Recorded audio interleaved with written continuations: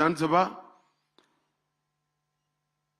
सम्माननीय श्याम सिंह राणा जी, कृषि मंत्री हरियाणा, श्री अरविंद शर्मा जी, कोऑपरेटिव मिनिस्टर हरियाणा,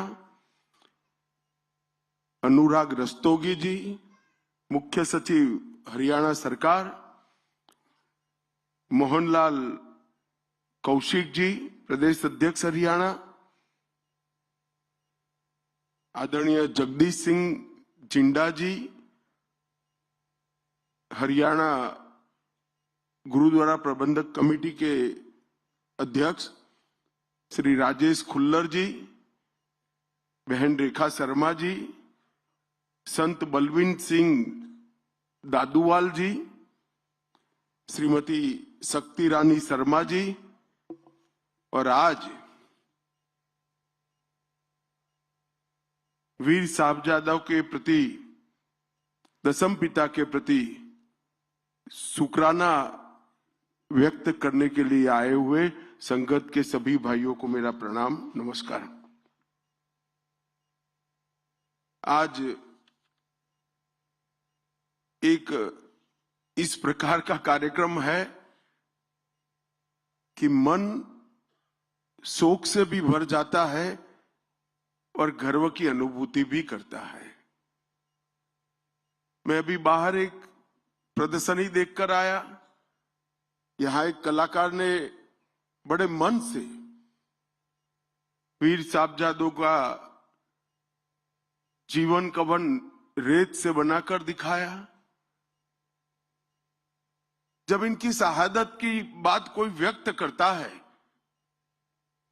तो एक और तो मन में दुख, दर्द और शोक भी एक टीस उठती है कि जिन्होंने अभी जीवन को देखा ही नहीं था,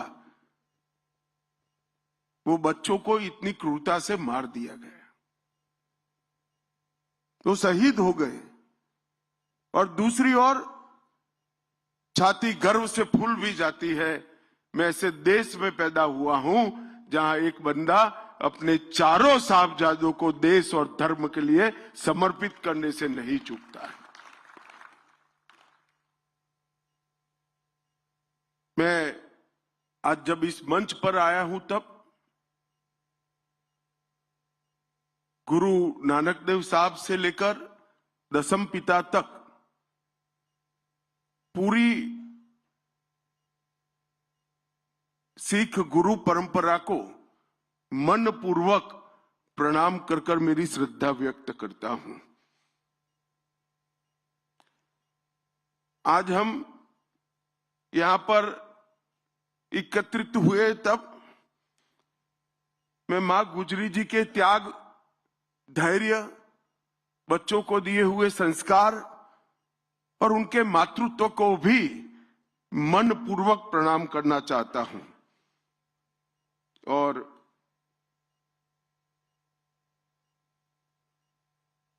यही भूमि पर कई ऐसी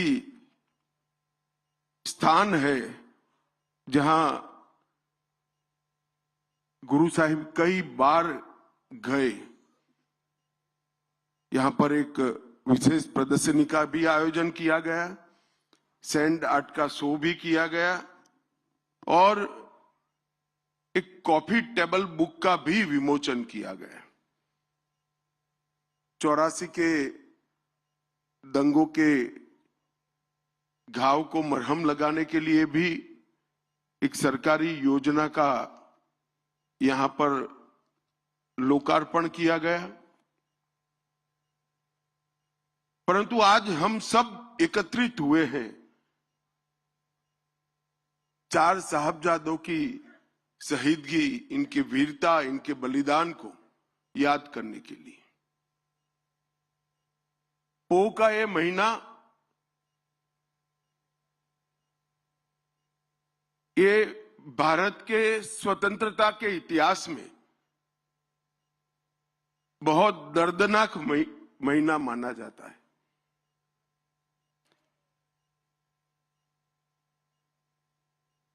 और जिन साहबजादों की बात करना चाहते हैं, बाबा जोरावर सिंह जिनकी उम्र सिर्फ 9 साल थी। बाबा फतेह सिंह, जिनकी उम्र सिर्फ 7 साल। उनको डराया गया, समझाया गया, लोभ दिए गए, मगर सिंह की तरह दहाड़ते हुए कोई लोभ में आए बगैर मृत्यु को पसंद किया, क्योंकि मैं इस पिता का बेटा हूं जो इस देश के लिए, इस देश अपने धर्म के लिए कोई बलिदान देते हुए पीछे नहीं होता है। ये भावना इतने बच्चे में, इतनी कम आयु में पैदा भी नहीं हो सकती है। शायद माता गुजरी का संसर्ग ही होगा, संपर्क ही होगा, जिसने गुरुओं के पूरे संस्कार इस बच्चों में फूट फूट कर भरा दिए। मित्रों, जब हम आज इतने सालों के बाद हम इस घटना का याद भी करते हैं तो रोंगटे खड़े हो जाते हैं। देश भर के युवाओं को, चाहे किसी भी प्रदेश में बसते हो, उसमें उनको दसम पिता का जीवन, कवन और साहबजादों की शहीदगी, ये बताना हम सबका राष्ट्रीय दायित्व है। कोई व्यक्ति पूरे दुनिया के धर्म के लिए लड़ने वालों के इतिहास में, देश के लिए लड़ने वालों के इतिहास में ऐसा कोई व्यक्ति नहीं मिल सकता जिसने पिता, माता, 4 छोटे बेटों का बलिदान दे दिया। कुछ नहीं बचा। और इसीलिए सर्वंस दानी का देश की जनता ने उनको उपमान दिया है। कोई सरकारी पद्मश्री, पद्म विभूषण नहीं है।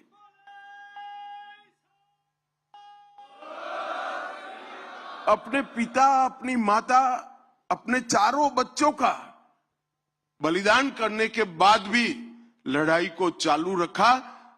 और जब बाबा बंदा बहादुर ने यहां आकर बदला लिया, तब पूरी दुनिया को मालूम पड़ा कि अंत में तो सत्य की ही विजय होती है, सत्य का ही जय होता। ये जो जुझारूपन है, धर्म के प्रति समर्पण है, मातृभूमि के प्रति प्यार है, ये पूरे देश के सभी लोगों को जानकारी देने का एक अवसर है। 4 बेटे शहीद होने के बाद भी लड़ते रहना एक प्रकार से बहुत बड़ी बात है। मैं इसके पर बाद में आता हूं, मगर ये पूरी परंपरा जो बनी, सबसे पहले मुगल का आक्रमण हुआ बाबर के समय में। उस वक्त नानक देव जी महाराज थे। गुरु नानक देव जी ने भी इसका विरोध किया। तब से लेकर दसम पिता तक, गुरु गोविंद सिंह जी तक इसका लड़ना चालू रहा। और विधि का संयोग देखिए, बाबर आया तब नानक देव जी महाराज थे, और औरंगजेब समाप्त हुआ वही कालखंड में 5-10 साल आगे पीछे दसम पिता थे। तो मुगलों की समाप्ति भी 10 गुरुओं के कालखंड में ही हुई। और ये लंबी लड़ाई हर मोर्चे पर लड़ी गई। नानक देव जी के जीवन की 4 उदासियों को जो जानता है, और उदासियों का एक बार आप रूट देख लोगे, उनका मार्ग देख लोगे, तो कोई व्यक्ति पैदल चलकर धर्म के प्रचार के लिए यहां से काबा तक और यहां से कर्नाटक, तमिलनाडु तक कैसे जा सकता है? मगर 4 उदासियों में पूरे देश के अंदर अंधविश्वास का निराकरण कर अकाल पुरुष के प्रति श्रद्धा करने का काम गुरु नानक देव जी महाराज ने किया। पूरे भारत को एक सूत्र के अंदर पिरोने का काम नानक देव जी महाराज ने किया। अंगद देव जी आए तब नानक देव जी के सारे उपदेशों को, वाणी को गुरुमुखी में लिपिबद्ध करने का काम अंगद देव जी ने किया। पूरा जीवन गुरुवाणी का प्रचार करते रहे और गुरु परंपरा को संस्थागत किया, इंस्टीट्यूशनलाइज किया। और अंगद देव जी के ये योगदान को सिख धर्म और भारत दोनों कभी नहीं भूला पाएंगे। इन्होंने जो बोला गया था उसको शब्दों में ढालने का काम किया और लोगों तक पहुंचाने का काम किया। और तृतीय गुरु अमरदास जी जब आए, लंगर की शुरुआत की, लंगर को करीब करीब अनिवार्य बनाने का काम किया और माताओं के सम्मान का विषय लेकर पूरे भारत के अंदर उन्होंने एक मजबूत संदेश भेजा कि अगर मां सुरक्षित नहीं है, मां सम्मानित नहीं है, तो कोई भी देश बच नहीं सकता। गुरु अर्जुन देव जी ने भी आदि ग्रंथ का संपादन किया। इसमें सिर्फ गुरुओं की वाणी नहीं, महाराष्ट्र के संत नामदेव, बंगाल के जयदेव, काशी के रामानंद जी, सभी धर्म के अलग अलग संतों फकीरों की वाणी को समाहित करने का उन्होंने काम किया। और इसीलिए सिख धर्म को कहा जाता है कि एक ही धर्म का धर्म पुस्तक ऐसा है जो गुरु ग्रंथ साहब की रचना अंत में हुई। इसमें सिर्फ गुरुओं की वाणी नहीं है, कई सारे महापुरुषों की वाणी को अंदर समाहित करने का काम किया। और गुरु अर्जन देव जी ने पूरे भारत के आध्यात्म के सार को एक ग्रंथ में सुरक्षित करने का काम किया। मगर जब छठे पातशाह का आगमन हुआ, हरगोविंद साहिब जी, उस वक्त सिर्फ उपदेश से काम नहीं चलने वाला था। मीरी और पीरी की कल्पना छठे पातशाह ने रखी कि धर्म की, भक्ति की ध्वजा ऊंची रहेगी, मगर सुरक्षा की ध्वजा भी साथ में रहनी पड़ेगी। और पहली बार मुगलों के जुल्म के खिलाफ गुरुओं की परंपरा ने आगे बढ़ने की शुरुआत की। जब ग्वालियर के किले में 52 हिंदू राजाओं को कैद कर लिया गया था, दीपावली के दिन इस सबको छुड़ाने का काम गुरु हरगोविंद सिंह जी ने किया। इसीलिए आज भी दीपावली को बंदी छोड़ दिवस के रूप में मनाने का काम हम करते हैं। वहां से आगे आए गुरु हरराय जी ने करुणा, प्रकृति और औषधि, ये तीनों को धर्म के साथ जोड़ने का काम किया। और भारत की परंपरा, घायल कोई भी हो, दर्दी कोई भी हो, दुश्मन भी क्यों ना हो, उसको पानी भी देना चाहिए, दवाइयां भी देना चाहिए, इसका उपचार भी करना चाहिए। ये बड़प्पन उस जमाने में जब धर्मांध लोग सिर्फ आप मेरे धर्म को स्वीकार नहीं करते इसलिए जिंदा जला देते थे, काट देते थे। उस जमाने में कि घायल कौन है मत छोड़ो, देखो घायल शत्रु की भी सेवा करो, ऐसे उच्च विचार प्रस्थापित करने के काम किया।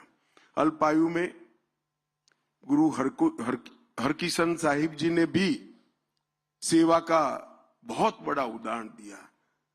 चेचक महामारी के समय प्राणों की परवाह करे बगैर दिल्ली और इर्द गिर्द के इलाकों में सेवा की एक बहुत बड़ी परंपरा उन्होंने स्थापित की।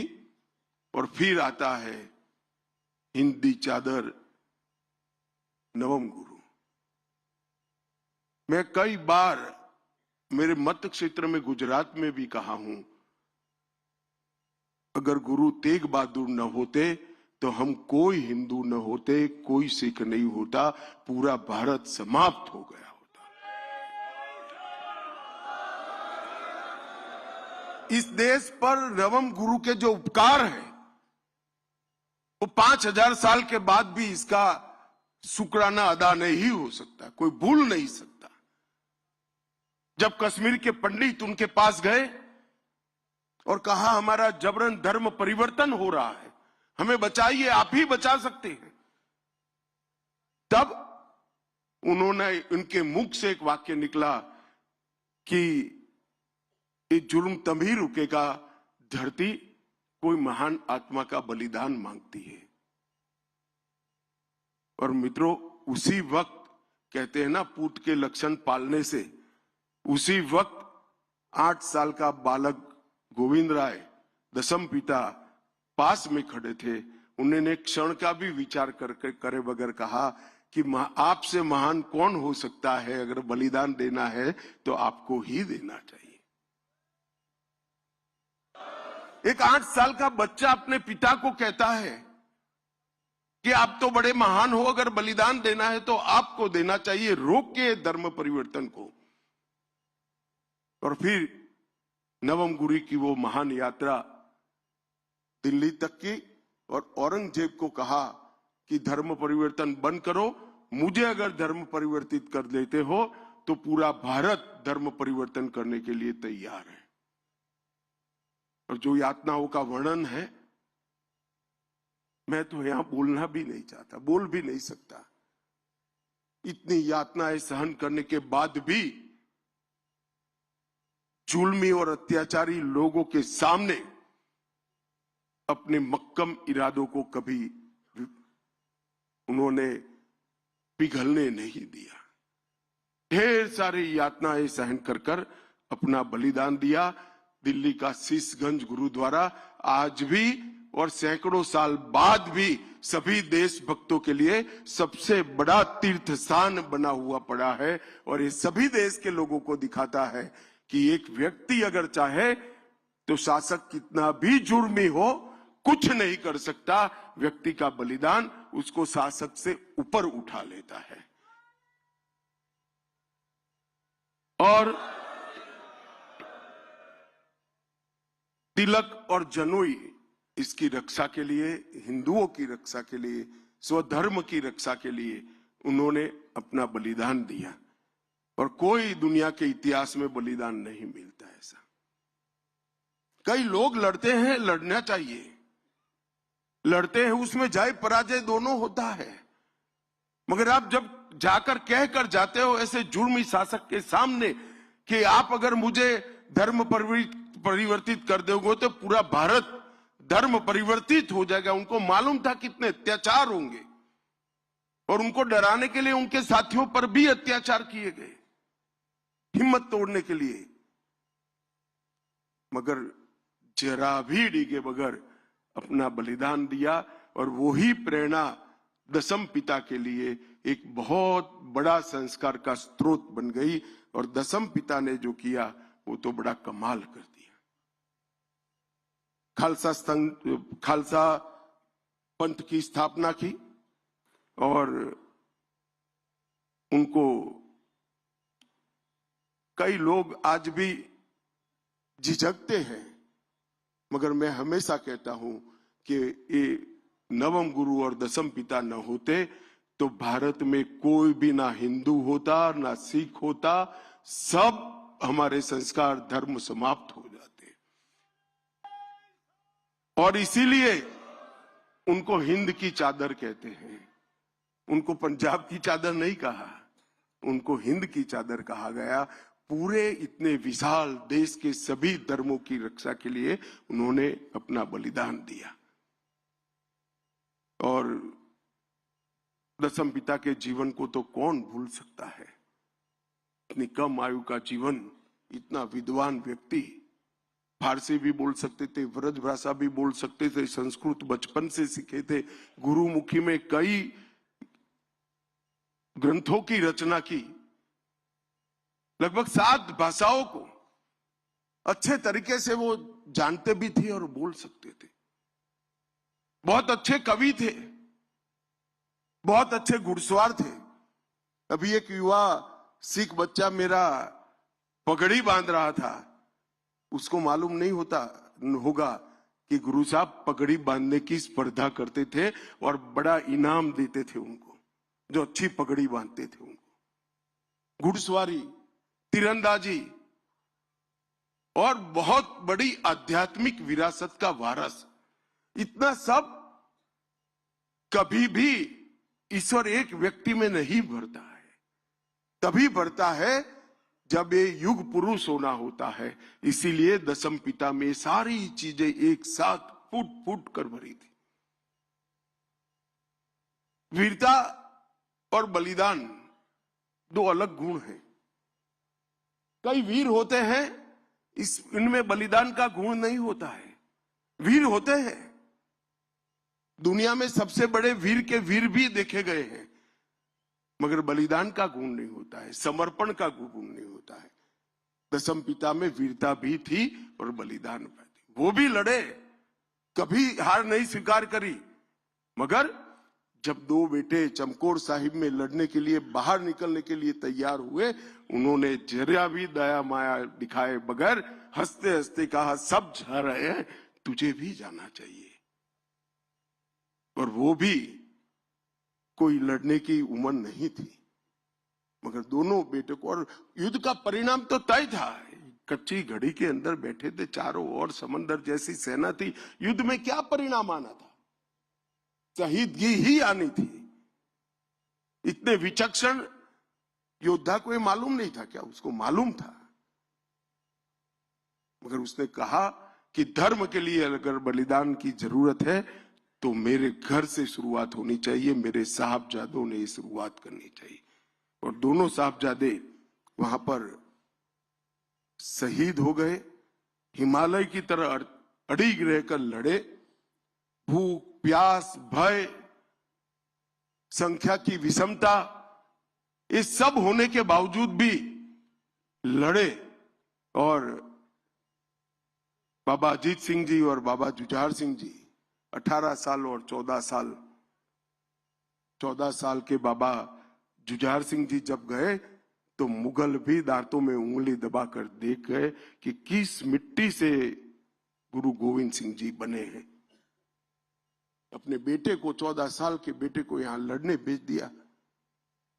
और मित्रों, ये बहुत बड़ी बलिदान के संस्कार को सालों तक आगे ले जाने वाला ये पल था। और जब दोनों बेटे जिंदा दीवार में चुन लिए गए और वो पिता के मन में कोई भाव नहीं होंगे ऐसा नहीं है, मगर उन्होंने इस भाव को कभी ऊपर नहीं आने दिया। और दोनों बेटे दीवार में चुनवा लिए गए और जुर्म और धर्मांधता की एक प्रकार से इंतहा का उदाहरण मुगलों ने, दुनिया ने के सामने रखा। और मुझे तो आज भी वो पल की मैं थोड़ा रिवाइंड कैसेट चलाकर दिमाग में सोचता हूं कि माता गुजरी ने पगड़ी ढंग की बांधकर बच्चों को वहां भेजा होगा। वो मां के हृदय पर क्या गुजरी होगी, अपने पोतों को वहां भेजना और इतनी बहादुरी से भेजना कि तुम गुरु गोविंद सिंह जी के बेटे हो, कहीं झुकना मत, डरना मत, धर्म के लिए अड़िग रहना। वो संस्कार बहुत कम लोग अपने बच्चों को दे पाते हैं। मित्रों, जब उनको समाचार मिला कि चारों साहबजादे शहीद हो गए हैं और एक मां ने इनके सामने सवालिया नजर से पूछा कि अब क्या, मेरा तो कोई बेटा ही नहीं बचा। तब ये महान आदमी के मुंह से ऐसे ही निकल गया, 4 मुए तो क्या हुआ, जीवित कई हजार। ये बहुत बड़ा मन चाहिए साहब, बहुत बड़ा मन चाहिए। और आज हम सब दशम पिता को श्रद्धा से देखते हैं और आज दशम पिता का वाक्य भी सही हो गया, जुर्म करने वाले तो चले गए, आज उनके हजारों, लाखों, करोड़ों बेटे धर्म के लिए लड़ने के लिए तैयार खड़े हैं, मातृभूमि के लिए लड़ने के लिए तैयार खड़े हैं। और ये गुरु गोविंद सिंह जी के मन से निकला हुआ वाक्य था, ये कोई भाषण नहीं था। जब अपनी पत्नी हिसाब मांगती है कि मेरे बेटों का क्या हुआ भाई, अब मैं किसको बेटा कहूंगी, तब मन से निकला वो वाक्य थे, 4 मुए तो क्या हुआ, जीवित कई हजार। ये वाक्य दशम पिता के मुंह से ही निकल सकता है। जीवन में कभी पराजय को स्वीकारा नहीं, अंत समय तक लड़ते रहे और फौलादी इरादों से एक बहुत बड़ी ताकत को चैलेंज दिया। और मैं निश्चित रूप से मानता हूं कि दशम पिता ने लिखा हुआ पत्र औरंगजेब को अपने मृत्यु की अंतिम घड़ी में भी याद होगा और इसने उसके ईश्वर से जरूर माफी मांगी होगी। इतना नैतिक ताकत, इतनी बड़ी शहादत के बाद आना, ये बहुत बड़ी बात है। और आजादी के बाद इतिहास को एक प्रकार से किसी का कोई इरादा नहीं होगा, मगर एक प्रकार से भुला दिया गया। धर्म के प्रति श्रद्धा, देश के प्रति लगाव और धर्म और देश के लिए शहीदगी का भाव, वो छिपाने की बात नहीं है, इसका महिमा मंडन होना चाहिए। छोटे बच्चों को आज भी साहबजादों की तस्वीर से, इनकी बलिदान से प्रेरणा मिलनी चाहिए। और मोदी जी ने बहुत मन से तय किया कि 9 जनवरी 2022 को प्रकाश पर्व के दिन ने तय किया कि 26 दिसंबर को पूरे देश में वीर बाल दिवस मनाया जाएगा और पूरा देश गुरुओं के वो वीर बालकों के प्रति शुक्राना अर्ज करेगा। आज मैं यहां आया हूं, 3 साल हो गए। 3 साल से इस देश की केरल हो या तमिलनाडु, गुजरात हो या बंगाल, हर प्राथमिक स्कूल के अंदर साहबजादों का 26 दिसंबर को जीवन कवन पढ़ा जाता है। उनके जीवन पर निबंध लिखने की स्पर्धा होती है और उसमें दोनों साहबजादों के नाम से इनाम भी दिया जा सकता है, इनाम भी दिया जाता है। आप कल्पना करिए कितने करोड़ों बच्चों के लिए आज ये दोनों वीर बालक, गुरु के दोनों साहबजादे, दोनों शहीद बालक हमारे, वो प्रेरणा का स्रोत बन गए और कई पिताओं के लिए भी स्रोत बने। कई पिता प्रार्थना करते होंगे कि ईश्वर बेटा देना तो ये शहीद साहबजादों जैसा देना जो मुझे भी अमर कर दे इतिहास में। और ये बात जब ये सप्ताह मनाने का तय किया और वीर बाल दिवस को हमने बहुत मन के साथ मनाने की शुरुआत करी है। भारत सरकार ने, सभी राज्य सरकारों ने इसकी सहायता की है, किसी भी पार्टी की हो, किसी ने मना नहीं किया। हर पार्टी की राज्य सरकारों ने इतनी सहायता की है और आज देश भर में साहबजादों को याद किया जाता है। मित्रों, एक प्रकार से नरेंद्र मोदी जी बहुत भाग्यवान प्रधानमंत्री हैं। इसलिए नहीं कि 3 बार चुनाव जीत गए, 3 बार प्रधानमंत्री बने। देखिए, उनके ही प्रधानमंत्री काल में गुरु तेग बहादुर जी का 350वां शहीदी दिवस आया। नानक देव जी महाराज का 550वां प्रकाश पर्व आया। तेग बहादुर जी का 400वां प्रकाश पर्व आया और सर्वंसदानी दशम पिता का 350वां भी प्रकाश पर्व उन्हीं के कालखंड के आया।